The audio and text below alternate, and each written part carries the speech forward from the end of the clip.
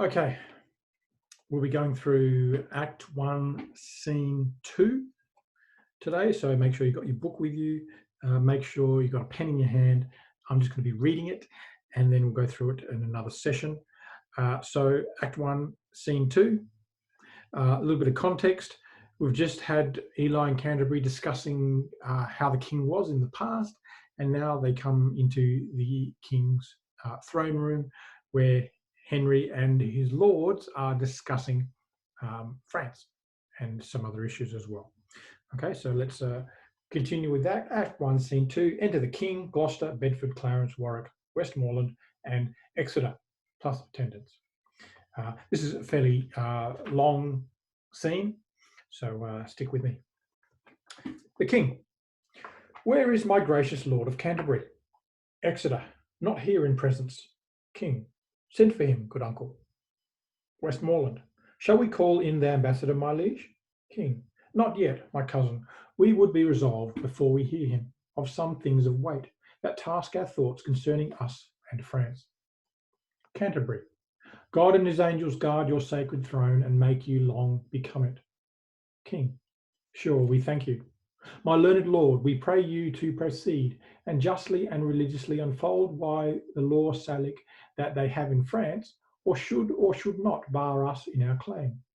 And God forbid, my dear and faithful lord, that you should fashion, rest or bow your reading, or nicely charge your understanding soul with open titles miscreate, whose right suits not in native colours with the truth.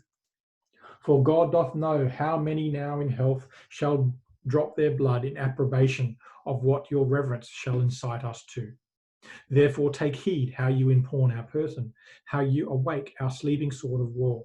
We charge you in the name of God, take heed. For never two such kingdoms did contend without much fall of blood, whose guiltless drops are every one a woe, a sore complaint against him whose wrongs give edge unto the swords that make us waste in brief mortality.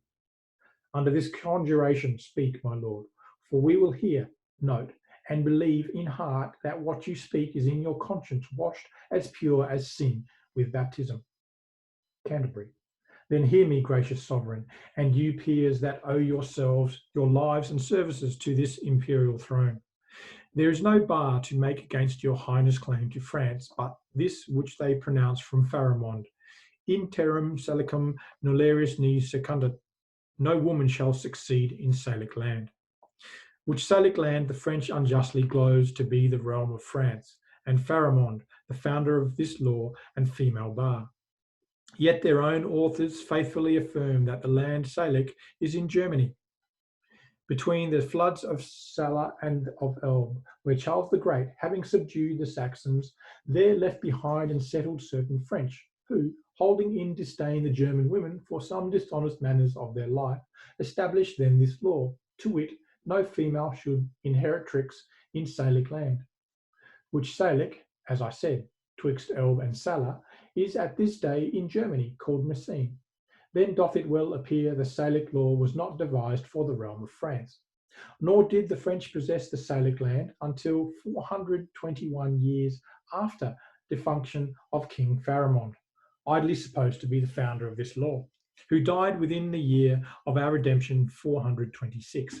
And Charles the Great subdued the Saxons and did seat the French beyond the river Saale in the year 805. Besides, their writers say King Pepin, which deposed Childeric, did as heir general, being descended of Bithild, which was daughter to King Clothair, make claim and title to the throne of France. Hugh Capet also, who usurped the crown of Charles, the Duke of Lorraine, sole male heir of the true line and stock of Charles the Great, to find his title and some shows of truth, though in pure truth it was corrupt and naught, conveyed himself as heir to the Lady Lingard, daughter to Charlemagne, who was the son to Louis the Emperor, and Louis the son of Charles the Great. Also King Louis the Ninth, who was sole heir to the usurper Capet, could not keep quiet in his conscience, wearing the crown of France, till satisfied that fair Queen Isabel, his grandmother, was lineal of the Lady Ermengarde, daughter to Charles, the aforesaid Duke of Lorraine, by the which marriage the line of Charles the Great was reunited to the crown of France. So that, as clear as is the summer's sun, King Pepin's title, and Hugh Capet's claim, King Louis his satisfaction, all appear to hold in right and title of the female. So do the kings of France unto this day. Howbeit they would hold up this Salic law to bar your highness' claim from the female, and rather choose to hide them in a net than amply to embear their crooked titles usurped from you and your progenitors. King, may I with right and conscience make this claim? Canterbury. The sin upon my head, dread sovereign, for in the book of Numbers it is writ, when the man dies, let the inheritance descend unto the daughter.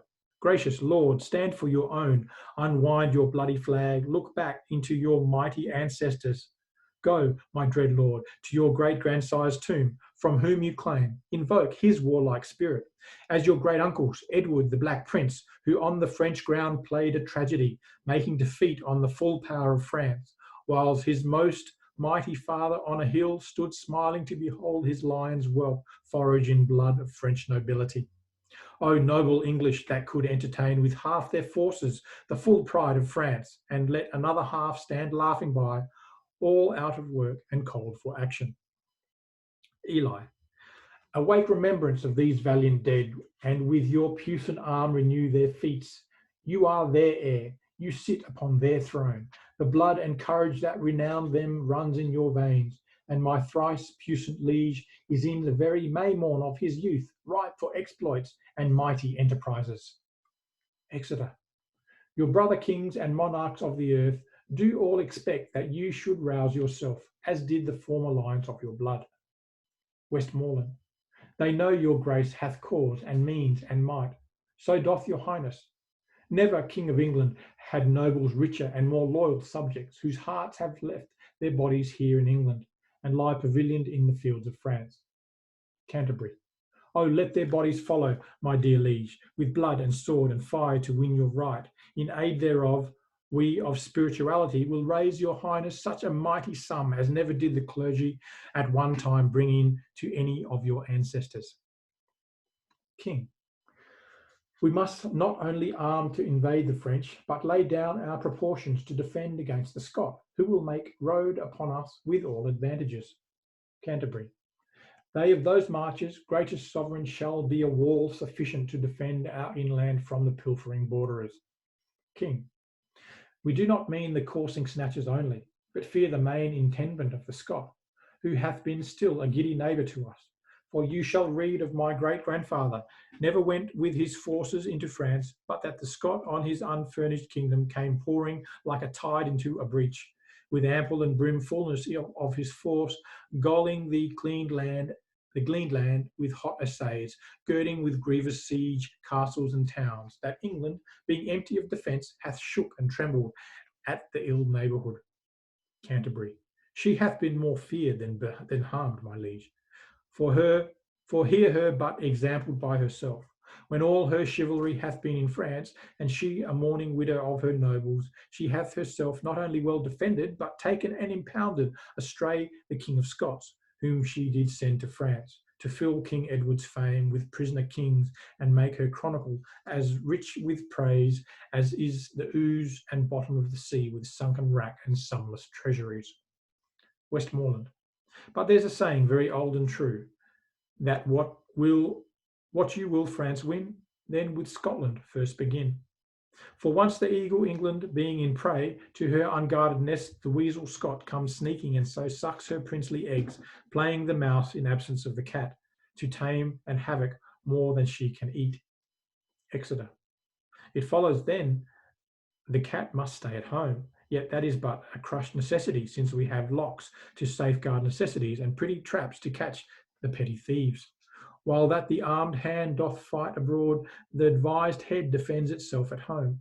For government, though high and low and lower put in parts, doth keep in one consent, congreeing in a full and natural close like music.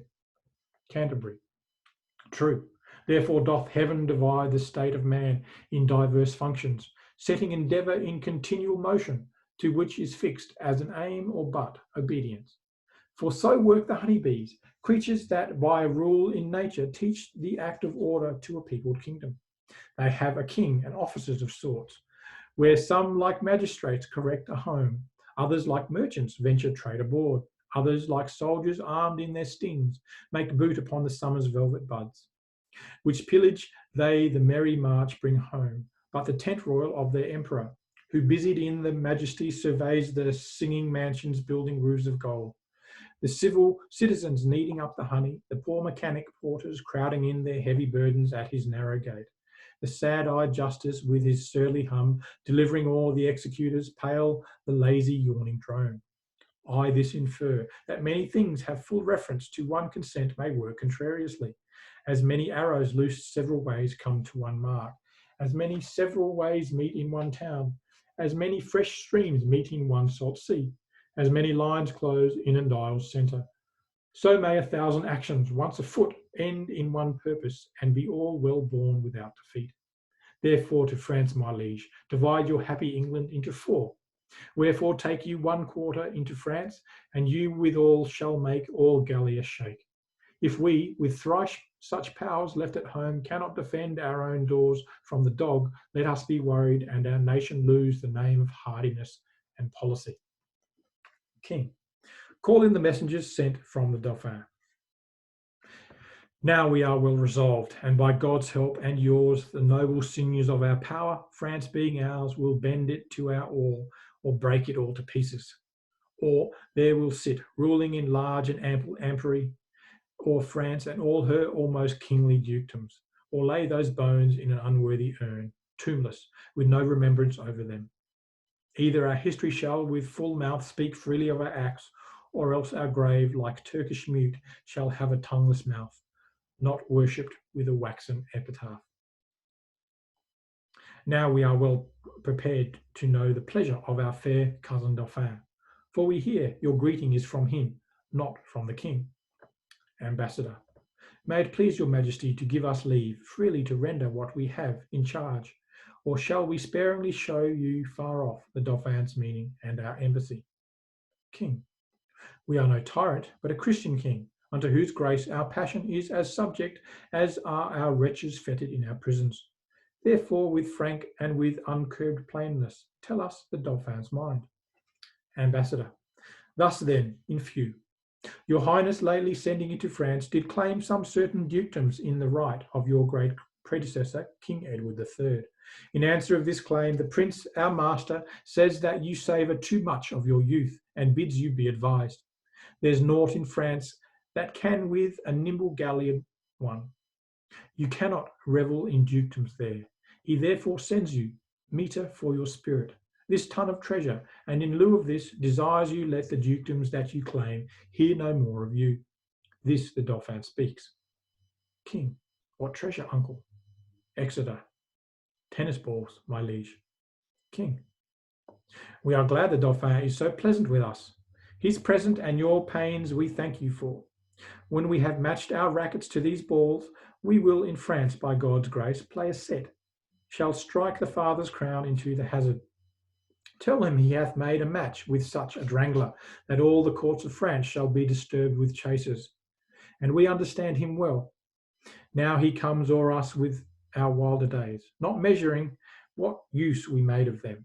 We never valued this poor seat of England, and therefore living hence did give ourselves to barbarous licence, as 'tis ever common that men are merriest when they are far from home. But tell the Dauphin I will keep my state, be like a king, and show my sail of greatness, when I do rouse me in my throne of France. For that I laid by my majesty, and plodded like a man of working days. But I will rise there with so full a glory that I will dazzle all the eyes of France, yea, strike the Dauphin blind to look on us, and tell the pleasant prince this mock of his hath turned his balls to gunstones, and his soul shall stand sore charged for the wasteful vengeance that shall fly with them. For many 1,000 widows shall his mock out of their dear husbands, mock mothers from their sons, mock castles down, and some are yet ungotten and unborn that shall have cause to curse the Dauphin's scorn. But this lies all within the will of God, to whom I do appeal, and in whose name tell you the Dauphin, I am coming on to avenge me as I may, and to put forth my rightful hand in a well-hallowed cause. So get you hence in peace, and tell the Dauphin his jest will savour but a shallow wit, when thousands weep more than did laugh at it. Convey them with safe conduct. Fare you well. Exeter. This was a merry message. King. We hope to make the sender blush at it. Therefore, my lords, omit no happy hour that may give furtherance to our expedition. For we have now no thought in us but France, save those to God that run before our business. Therefore, let our proportions for these wars be soon collected, and all things thought upon that may with reasonable swiftness add more feathers to our wings. For God before will chide this Dauphin at his father's door. Therefore, let every man now task his thought, that this fair action may on foot be brought. And that's the end of the scene. Thank you.